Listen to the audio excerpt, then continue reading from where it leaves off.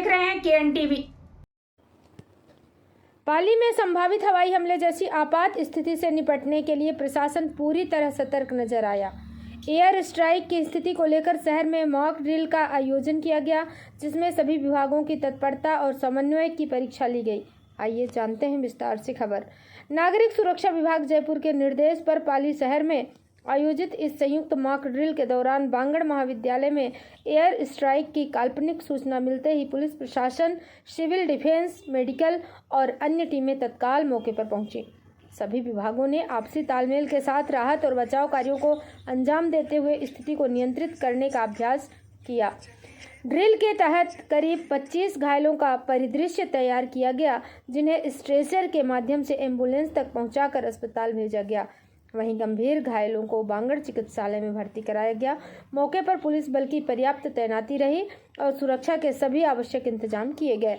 इस दौरान जिला कलेक्टर डॉक्टर रविंद्र गोस्वामी, अतिरिक्त जिला कलेक्टर डॉक्टर बजरंग सिंह, उपखंड अधिकारी विमलेंद्र राणावत और नगर निगम आयुक्त नवीन भारद्वाज सहित कई विभागीय अधिकारी मौजूद रहे। अधिकारियों ने व्यवस्थाओं का जायजा लेते हुए जरूरी दिशा निर्देश भी दिए।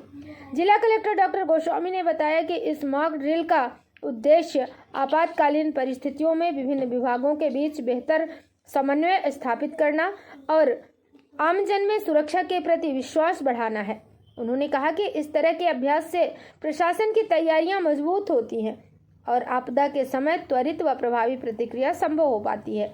मॉक ड्रिल में पुलिस, अग्निशमन, medical team, SDRF, civil defence, QRT और एम्बुलेंस सेवाओं ने सक्रिय भागीदारी निभाते हुए समयबद्ध प्रतिक्रिया का प्रदर्शन किया। वहीं शहर में रात्रि 7:30 बजे से 7:40 बजे तक 10 मिनट का ब्लैकआउट भी किया गया, जिसमें व्यावसायिक प्रतिष्ठानों और मकानों में पूर्ण अंधेरा रखा गया और आमजन का पूरा सहयोग देखने को मिला। KN टीवी के लिए पाली से मुकेश राजा की रिपोर्ट। इस खबर में फिलहाल इतना ही। बने रहिए KN टीवी के साथ। हम फिर आएंगे ऐसी ही अहम खबरें लेकर। नमस्कार।